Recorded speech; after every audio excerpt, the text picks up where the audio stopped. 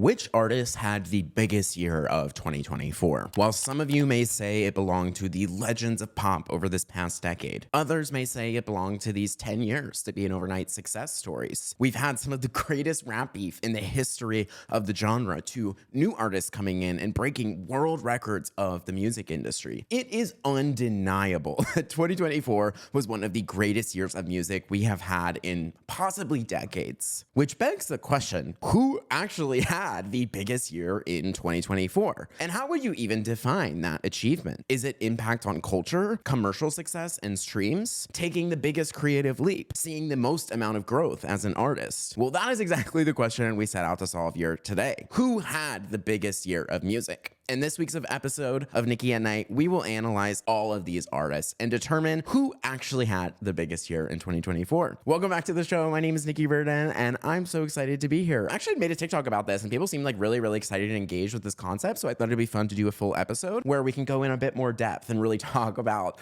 some of the amazing feats and things that people have had, because it truly was one of the greatest years of music. I mean that when I say it. I mean, I was even actually, today was my Spotify Wrapped day. It was the first time like my top 5 artists were so meta, so basic. Like my top 5 was Chappell, Billie, Charli, Beyonce, and Sabrina Carpenter. There was no like non-pop mainstream artists, and normally there always is for me. Like last year, my number 1 artist was the Backseat Lovers, which is like an indie pop band, and what got me thinking too of like, wow, like the pop girls fucking delivered. Like they just delivered it. People were all putting out great music, and it just felt like such an exciting year to be a music fan that I really wanted to dissect it all and look at stats and numbers, but also again talk about these things like impact on culture and growth as an artist.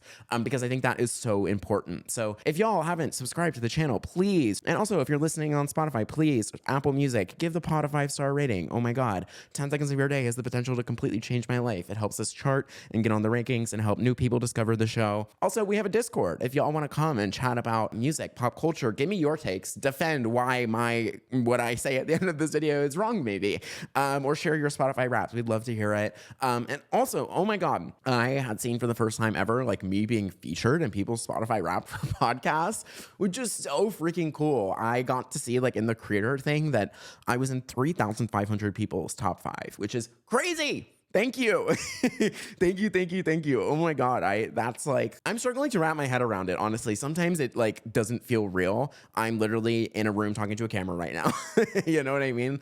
But thank you. You are literally like helping me chase my dream. And yeah, I wrote like a big sentimental gushy post on Instagram if you want to read it, and just hear how much you guys have changed my life. So with that, let's dive in. We are also going to coin this as the Nicky Award. Because when I think of things like the Grammys and stuff like that, like I always wish that they had just like more nuanced categories, you know what I mean? Or just things, again, like talking about like cultural impact of the year is such a thing that like I think about so often, you know, and I think it's so cool when you see an artist really impact outside of their medium, like we saw with, you know, Brat Summer taking over, how it affected politics, fashion. We saw somebody like Taylor Swift affecting the NFL. We saw Beyonce and this really huge resurgence of like cowboy core and her going to the Olympics and things like that. Like I love to see how, again, art shapes culture, culture shapes people, and people shape the world. And when we're seeing these things shape the world,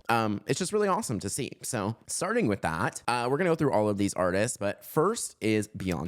And Cowboy Carter challenges this idea of what it means to be a genre, that it is not about conforming to the standards of that genre, but looking at that and developing your own creative interpretation of those standards based off your own lived experience. And there is no greater example of this than to see a Black woman from Texas creating a country album. Like that is what is so beautiful about this album, especially when you think about her history being shunned from the Country Music Awards when she performed with the Chicks, also being shunned from the Country Music Awards for a country album that was literally both #1 in the world and #1 on the country music charts. And even the Grammys has recognized it as a country album. And I think what is magical about Cowboy Carter too is it's the biggest example of this year of somebody taking a massive creative leap and really sticking that landing. Like this feels at moments like a country album, but at moments feels like a Beyonce album.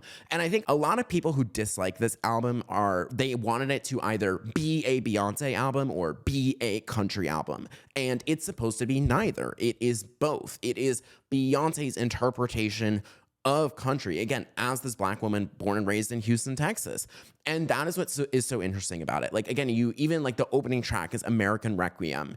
And that is a song that talks about this concept of who gets to be American, you know, and how it's interesting. Even I would argue this concept of the American flag has kind of been usurped by this far right wing movement, you know, almost the concept of an American flag is a little bit scary at times, you know, like as someone who's from Virginia, and like if I were to walk into a bar with a massive American flag on the front door, like it's like borderline scary to me, you know, it might not feel like a safe space. And that's really interesting. And I think that, you know, even having, again, like this, her holding the American flag on a horse on album cover is her trying to reclaiming this idea of who gets to be American and these classic symbols of Americana, especially when you think of something like the cowboy, which is so funny that has become synonymous with this very like white male machismo culture. But historically, most cowboys were people of color.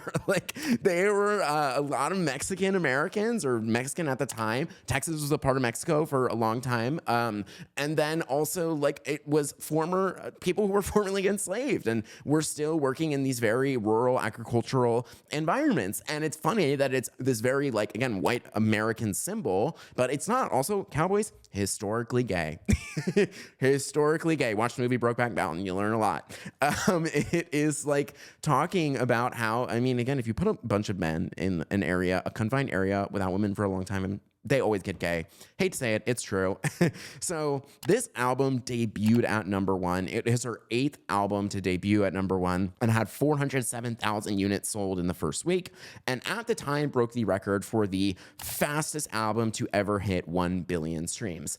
However, a very interesting thing about this album to me is to this day, there is still no song that hit 1 billion streams in itself. The most streamed on this song on the album is Texas Hold'em with 570 million streams. And as a Beyonce fan, this infuriates me because Texas Hold'em is like so far from the best song on that album. I don't even think I would put it in the top 10, but it was just, I feel like really the only song that got a lot of marketing around it. Like, especially in the beginning, it was this debut single. And even when she released Texas Hold'em and 16 Carriages at the same time, I remember being shocked that Texas Hold'em was the one people were like gravitating more towards out of the two. But my favorite songs on the album are like Sweet Honey Buckin', also Bodyguard. Like, oh my God, I feel like Bodyguard had so much potential to be like one of the big lead singles. I feel like it really hits that sweet spot of country pop that people love. And it's adorable. It's the only song that's really kind of romantic that I love. And fun fact, that song was actually co-written by Ryan Beatty, which is very cool if you've ever streamed his music. But I think that was like my biggest frustrating about this album is it's very Beyonce to do like a massive release for the album and then just disappear.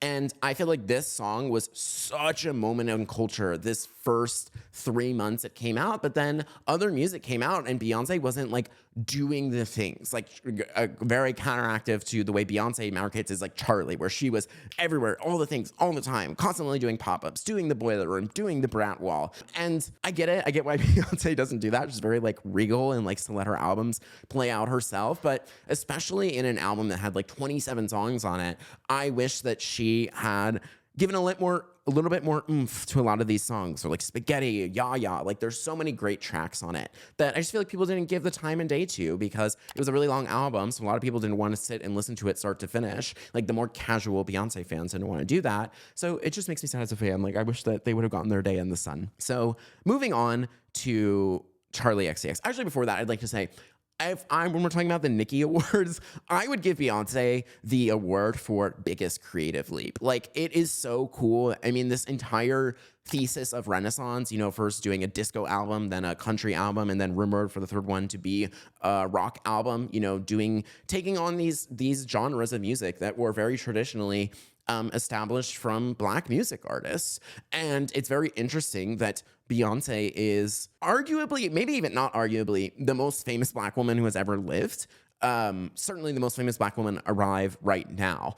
And anytime she does something, she sets the standard in that genre for how people or the industry are going to perceive the potential of Black women and Black artists in that genre or in that category. You know, it's no surprise that we saw this explosion of an artist like Shabuzi, who broke the record for the longest running chart at #1, like the longest running #1 song in history. After Beyonce really gave him a moment to like shine on her album, you know, and that is such an amazing thing to see. And it's such an amazing thing that pushes music forward. It pushes new perspectives. It pushes new lived experiences forward.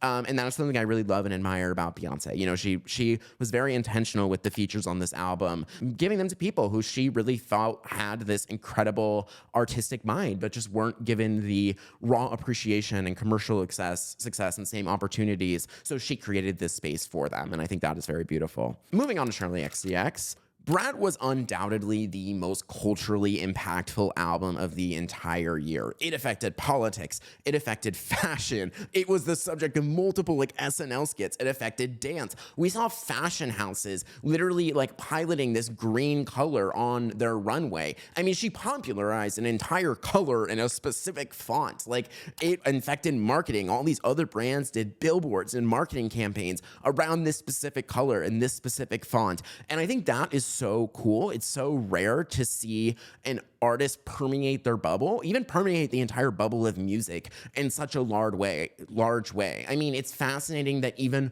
one tweet from a UK pop star created such a wave of a United States political election. Like, that is a fascinating concept. And to me, it really shows this importance of the niche and understanding who your community is, because Brat personifies this feeling of dancing with tears in your eyes. You know, sonically, it's club music and raving, and she, you know, embodies this feeling of euphoria and where parties happen. But lyrically, it is so deep. It talks about generational trauma. It talks about the death of her best friend. It talks about wanting to have a baby, but also being terrified of stepping away from her career. It talks about the insecurity of being a woman, comparing yourself, or having trouble with other women, like in Girls So Confusing. And it was just such a fascinating album. I mean, even Billboard gave it their #1 album of this year. And honestly, I think I agree with that. I think I agree with, in terms of like, in what it did for artistry and also the genre. I think it's really interesting that this, you know, classic genre of hyperpop is not perceived as like serious in any way. But I think Charli having these really popular songs, again, like about the death of the friend, about being insecure about other women, these very deep-rooted themes, generational trauma, like, it made people view the genre in a bit more serious of a light, and honestly, myself included. Like, I would say I'm not a hyper pop fan by any means, but I became a Charli fan because of this, and because of all like the features in the remix album and stuff like that. It put me on to a lot of these artists, which is really beautiful and really, really cool to see. So this album debuted at #3. It had only 82,000 units sold in its first week. This is a weird metric. I want to talk about too, just the concept of like units sold, because one, they really only track it by first week sales, so it doesn't account for albums that blow up over time. Like, another album we'll talk about later on is Rise and Fall of a Midwest Princess, which came out at the end of last year, and now over 9 songs on that album have over 100 million streams, but all this year. So if you look at album sales, it would look like a very unsuccessful album, when in actuality, it was an extremely successful album. Very similar thing, I think, kind of happened with like this phenomena of like Brat Summer, blah, blah, blah. You know, like, it really took off later on. And I would argue that Brat is the greatest marketing campaign we have seen of an album of all time. I mean, she started the 360 Brat burner account over 2 years ago. Like, she had been plotting this release for 2 years. Then we saw the Brat wall, the Boiler Room set, the music videos, the billboards for all the features on the remix album. I mean, even the concept of doing a joint chore with Troye Sivan was like very kind of new and fresh and so interesting. And also it felt like Brat was really the gift that kept on giving. Like every time we felt this wave was gonna die, it got bigger. You know, the album comes out, then 3 days later we get the deluxe version, then 3 days after that we get the remix with Lorde, we got these Billie features, then we got the entirety of the remix album, and it was just such a fascinating moment because it just felt like it kept getting bigger and kept growing. The biggest song off this album is Guest featuring Billie with 350 million streams, and again, Metacritic and Billboard both gave this their #1 album of the entire year. So it's a very, in terms of commercial success, one of the lowest on this list, but in terms of critic acclaim, it is the highest on this list, which is a very fascinating thing, and a very cool thing to see too. And again, like I'm just very fascinated with Charli. I think she's one of the most like interesting marketing minds of the music industry. I've made 2 incredible videos about her. The first one about the marketing of Brat was what blew up this channel. So very cool, and I have a very soft spot for her in my heart because of that. And if this won album of the year, honestly, I think I would be very excited with that. It would be very cool to see, again, just rewarding cultural impact. The Grammys is kind of notorious for rewarding commercial success more than anything else. And I would really love if they just, you know, like rewarded this album for taking over fashion and politics and marketing and billboards and all of these things in a way that we don't see music typically rewarded. Next is Sabrina Carpenter. And the rise of Sabrina Carpenter is the blueprint for an artist finding their lane and developing the importance of artistry, because everything just clicked for her. From a visual perspective, we saw her branding around this blue color and the mini skirts and the heart cutout and the platform boots. Then from a writing perspective, we saw her really lean. I think it really started with the nonsense outros and being overtly sexual and flirty, but then how she took that into a song with Please, Please, Please and Espresso. And then we see, you know, camaraderie and like Bedcam and Good Graces. Like she really just found her lane of this writing style. Like she is funny and witty, and that was not something that she was really incorporating into her music. But once she realized people like that, she built an entire album around that, which I thought was very, very cool to see. Additionally, I think even just this kind of bringing back positive pop, you know, I feel like a lot of pop of the last decade, you know, you think of like the Taylor Swifts, you think of the Olivia Rodrigos, you think of the Lana Del Rey, Billie Eilish, even very sad girl. Pop has skewed a lot more sad girl lately. And don't get me wrong, I absolutely love sad girl music, but I feel like it's been a long time since we had an artist that wasn't like, I'm heartbroken over you, you should be heartbroken over me. And that was really what Sabrina delivered, and I think why people really resonated with that. Also, this song peaked at #1 on its release. It had all 12 songs chart on the Billboard Hot 100, which is insane. And I believe that Espresso is the most streamed song of the entire year. She's also the only person on this list that has 2 songs this year with over 1 billion streams, Espresso and Please, Please, Please, which is insane. And I think this really solidified Sabrina as like a pop girl, a pop icon.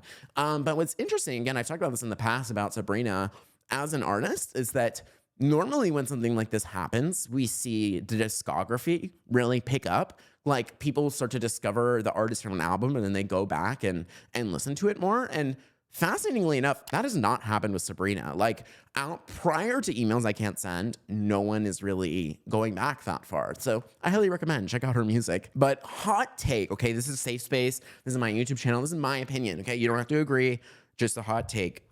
I think Emails I Can't Send is a better album than Short and Sweet. I just think she's more popular now than when Emails I Can't Send came out. And I think, honestly, if you go back and listen to a lot of the songs, like Read Your Mind, Tornado Warnings, Vicious. Vicious is my favorite song off the whole album. There's so much, like, rich material there. Oh, my God. It makes, again, when talking about this blow up of the discography, it makes me sad that people, she wasn't as big and as appreciated at that time, because that was an incredible album. She also kind of dips her toes into a lot more genres with that, which is cool. And I think you'll really like it. Check out those songs. Then we segue to Chappell Roan. And when you look at Chappell Roan on that stage, it is such proof that it takes 10 years to be an overnight success, and the universe is preparing you for your moment, even when you don't know what that moment is, because this girl was dropped from her label, had to move back home to Missouri, almost quit music altogether. And in fact, even a song like Pink Pony Club now, which has over 300 million streams, was the song that got her dropped from her label. And it's such a beautiful moment of believing in your creative vision. And just because someone else can't see see the vision does not mean your vision is incorrect. Because Pink Pony Club was a fantastic song. It just had released during a pandemic when no one could go out to gay bars, and it's literally a song about the Abbey, like gay bars in West Hollywood. So it was just not the time for that song. It was really bad timing, and it sucked that she didn't have a team around her that really understood that in that moment. But she didn't down herself. You know, she believed in it. She continued with the costume. She continued leading into this like pink cowgirl and this Midwest princess, you know? And also I think what's so fascinating about Chappell is it's such a clear understanding of who she wanted to appeal to, you know, even down to the album title, Rise and Fall of a Midwest Princess. Like this was an album designed for queer people in the Midwest or queer people from the South. They're just queer people in an area where it is not openly acceptable to be gay in that way. And she wanted to speak to those people. And it's fascinating, again, that I always talk about this. Like when you try to appeal to everyone, you end up appealing to no one. But when you really, really resonate with a smaller, more specific group of people, those people will ride with you so hard that they will just stream your music and tell more people and spread it through word of mouth. Like that is the a beauty of this album. I think it's so personified, again, talking about how music is really rewarding the niche more than it ever has been. And we saw, again, like Good Luck Babe, hit 1 billion streams, which is incredible. And this album peaked at number 2, but again, it peaked at number 2 like 9 months after its release, which is really insane. Also, this very beautiful moment of the album took off. It wasn't just a song type moment. Like looking at this right now, 9 out of 14 songs on this album have over 100 million streams and have all charted on the Billboard Hot 200. Like it just felt like it kept getting bigger. You know, Good Luck Babe was that discovery moment, but then when people really went in to listen to this album in full, they fell in love with Chappell.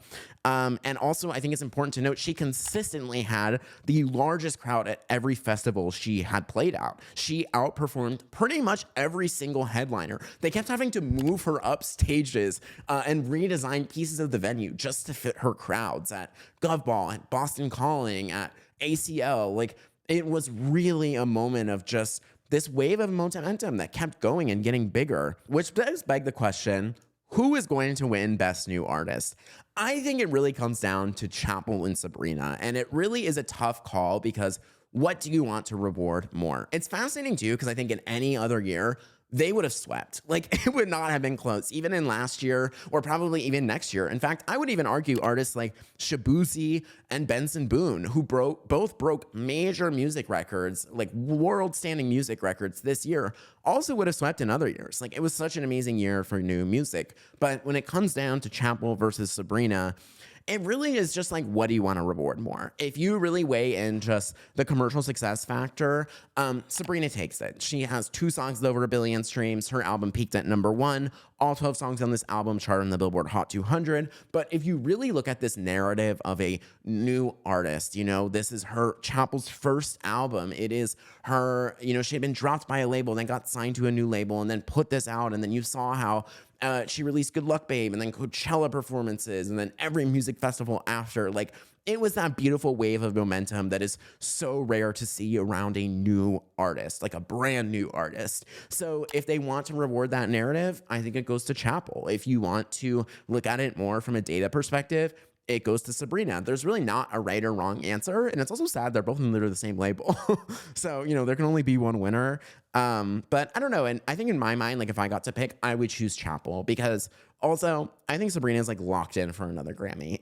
Like something, she's going to win something this year, you know, and Chappell, like it would just be such a beautiful narrative for her and such a beautiful narrative for the 10 years of overnight success girlies. So that's my pick. But again, there's no right or wrong answer. Then we segue to Taylor Swift. And the Tortured Poets Department broke a lot of records. It debuted at number 1. It sold 2.6 million units in its first week, which is insane. It is her 14th number 1 album, tying Jay-Z's record for the most amount of number 1 albums from any artist. She also broke the record for the most amount of streams on an album in a single day. This album got over 300 million streams on the day of its release, and also broke the record for the fastest to hit 1 billion streams, which was previously held by Beyoncé on Cowboy Carter, but then Taylor's broke that. However, I would like to say, big caveat to some of these records is that Taylor released 34 vinyl and song variations for this album. And like, come on. You know what I mean? Like, no other artist is releasing 34 versions of their thing just to break a record. Like, yes, I understand people do it. Sometimes they do a few different variations or 1 year thing, blah, blah, blah, whatever. But like, can we acknowledge with Peace and Love Swifties, can we acknowledge that 34 is a little bit ridiculous? The one that really got me, this one got me, is the song Thank You, Amy, which is supposed to be about, Kanye West and Kim Kardashian and that whole situation. Originally, it was Thank You, Amy, where the capital letters are K, I, and M. So it says Kim, like alluding to Kim Kardashian. She then releases a new variation of the song, available for purchase only, of course, where it is exactly the same thing, but instead of K-I-M capitalized, it's Y and E capitalized for Ye, Kanye. Like, come on, bro. Come on, it's a cash grab. It's a cash grab. It's doing it for streams. It's doing it to get a new variation to boost your sales, blah, blah, blah. Like, that just annoys me. Like, it just annoys me because then it's like, if another artist wants to break a record, they have to do the same thing. And it's like, no, I want an artist to be breaking and holding records because they like really create some of this like massive, beautiful piece of art. Another interesting thing about this album is still to this day, does not have a song with over 1 billion streams, which is very fascinating. The most streamed song on the album is Fortnite with 750 million streams, but also another example of like not the best song on the album having the most streams. I hate when this happens, and honestly, like it's such a weird thing of music where they do like the first single comes out, like again, Texas Hold'em with Beyonce, and they just only market that thing instead of like kind of waiting it out to feel what people like the most and marketing the song that people like the most. Like I think a great example of somebody doing that and it working well was Billie with Birds of a Feather. You know, like in the beginning, it seemed like Lunch was really the song they were marketing. Like that was the song that got the music video on release. And then it seemed like Chihiro was what they were kind of trying to market after that. But then once Birds of a Feather really took off, they shifted the strategy to really amplifying that song in any way they can. And I wish that both Beyonce and Taylor had did that, because I think that they had these very long albums, like a 27 song album and then a 31 song album, and did not like put a lot of marketing and effort towards, I think, some of their better, most strongest songs on the album. And again, a moment of safe space. Okay, this is my opinion. A great beauty thing about art is it's subjective. We don't all have to have the same opinion. Okay, to the Swifties with Peace and Love, I think that this is Taylor Swift's worst album.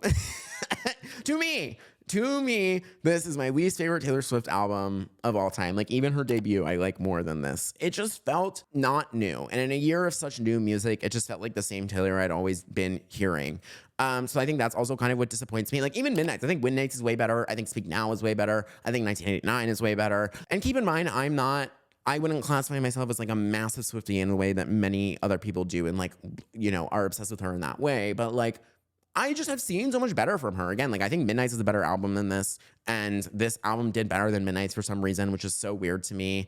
I think it's just because Taylor has had a lot of momentum, and also I do think it's important to acknowledge that I would make the argument that this did not really permeate Taylor's bubble that much. Like I think it was huge in her world, but I think if you ask a very casual Taylor fan or a not Taylor fan at all, they weren't really as into this album as they were with, again, like a song like Antihero, last year. Like that was really, I think, a song that like transcended just her audience. And I would say Torture Poets Department didn't really do that. Moving forward to Kendrick Lamar. This is a very interesting one because, again, I would argue that Kendrick Lamar was one of, if not the biggest culturally impactful moment of the entire year. Like, not like us dethroned the biggest rapper of all time. I think third most streamed artist in history. He used to be the number one most streamed artist for years. Like Drake dominated the era of the 2010s. And this was Kendrick really doing that. Also, this was the year of rap beef. Like we really saw, Nicky versus Megan and then Kendrick versus Drake. Like that really came back. And even down to like the Juneteenth performance that Kendrick did, this is just the amount of lists that people came out during that performance. E40, Ty Dolla $ign, Dom Kennedy, YG, Blast, Roddy Ricch, SZA, Baby Keem, DJ Mustard, Tyler the Creator, Steve Lacy, Schoolboy Q, Dr. Dre. Like he really united the rap community in a way that I have not seen any artist really been able to do. And there was this great quote from Snoop Dogg at ComplexCon where he really was talking about this phenomenon, like that this song, united the entire rap community of the West, and like specifically that performance. It was just such like again, like one of the biggest, most impactful moments on culture. And there are so many, references to, again, this is not like, I don't want to make it sound like this is my lived experience. It's not at all. But like the Bloods and the Crips and a lot of the feuds and stuff that has happened in the past. And, like even that moment from the Not Like Us music videos where he's saying like A minor and then he does like the Crip walk. Like that was, it was meant to like influence, or reference his come up story and how he got to where he is today, and how much, a lot of people who came from the Bloods and the Crips have dominated the music industry, especially in the rap scene. And it was beautiful. It was him acknowledging his past. It was him paying homage to the community that made him. It was him having arguably the best diss track ever made. You know what I mean? So like this was such a moment in culture, but it's tough for me to give like biggest artist of the year to Kendrick because his album came out so late. You know what I mean? Like, I don't know. It's hard for me to say that he did something more than like Beyonce when her album came out so much earlier. Again, but this is just a weird thing of the way that music works. And also it depends, like, how do you categorize a year? Are you doing it from December to January? Are you looking at it just from like 12 months from when the album came out? You know what I mean? It's a weird thing. So because of that, it's tough for me to rank Kendrick. Not that I'm ranking any of these people, but like, it's tough for me to put him higher since this album just came out. But oh my God, he's going on tour with SZA. Take my fucking money, bro. Oh, take my money. I'm excited for that tour. Then we have Ariana Grande. Eternal Sunshine debuted at number 1. It was her 6th album to debut at number 1, sold 227,000 units, and We Can't Be Friends hit 1 billion streams. But I would actually argue Ariana Grande's biggest cultural moment of the year has been Wicked. I mean, this press tour was everywhere. It is one of the most successful movies of the year. It is now the highest grossing musical ever made ever. And I think it's really beautiful that this story of Wicked has now been reintroduced to like young children. I mean, I saw like 9-year-old girls in the theater when I went, and I thought that was so cool and beautiful. And Wicked is a really important and moving story. You know, it touches on this idea of fascism and a corrupt leader and racism. You know, how Alphaba is supposed to personify this concept of racism, and a character like Glinda is supposed to represent this concept of the establishment, or even interesting how, she is deemed as the good witch, but is not the witch that is doing the most good. The only person who really went out and tried to change the system and protect these animals and whatnot was Alphaba. And like, it's such a deep story, but is packaged in such a way that's so entertaining, and it can appeal to a child and, teach them some of these really important themes. And Ariana fucking killed that performance. She killed it. I mean, I would argue the entire like first hour and a half of that movie is like a comedy special by her in a really beautiful way. However, interesting thing, she did not win. She did not get a Big Four nomination for any of the Grammys, which is insane. I do think that We Can't Be Friends should have at least gotten a Record of the Year and Song of the Year nomination. Like, it was a huge song, and I think it's an incredible song. I love that song. But again, my hot take is a Nicky safe space. You don't have to agree with my opinion, all the caveats. I just felt like this wasn't much of a creative leap for her. It felt like the same Ariana I knew and had heard. And like, I remember when Yes and came out, I was so underwhelmed with that song because it just felt like worse Thank You Next to me. Like literally Yes and, comma, and, as opposed to Thank You, comma, next. Like the themes of the song are exactly the same. Like, and the few songs that really like hit me the most, again, like We Can't Be Friends, I do think was her stepping outside a little bit. I also think Imperfect for You, I love the themes of that song. Again, just like talking about, your own internal insecurities and feeling like you're not good enough for a partner. But the whole album did not give me that. There were moments of it, there were glimpses of it, but it didn't feel like a new era for Ariana in the way that I wanted. Which brings us to our last artist on this list, Billie Eilish. She started the year by winning both a Grammy and an Oscar. She then releases her biggest album of all time, her biggest debut, Hit Me Hard and Soft. However, this album was debuted at number 2, blocked by Taylor Swift because she released like 4 new vinyl album variants that day, which again, is just like, I hate that. Like, why are we blocking people? Everyone can be number 1 in their own release. It's okay. Her album sold 337 copies. Again, her most successful album of all time. It pushed her to the number 1 artist in the world on Spotify, which is a crazy feat considering the fact that she only has 3 albums. Like, if you look at the people who have been number 1, The Weeknd, Taylor Swift, Drake, all these people have a discography. I'm talking 7, 8, 9, 10, even more albums sometimes. And the fact that Billie has done that with only 3 is crazy. It shows her consistency as an artist. And I think to a lot of people, this solidified her as one of the greats. I think to me, like, I think I knew that she always had the talent to be that. But for a lot of people, I think that this did that. And also, Birds of a Feather goes quadruple platinum. It was the #1 song in the world. It has over 1.5 billion streams, and it is almost the most streamed song of the entire year. I think it's currently like the second most streamed song.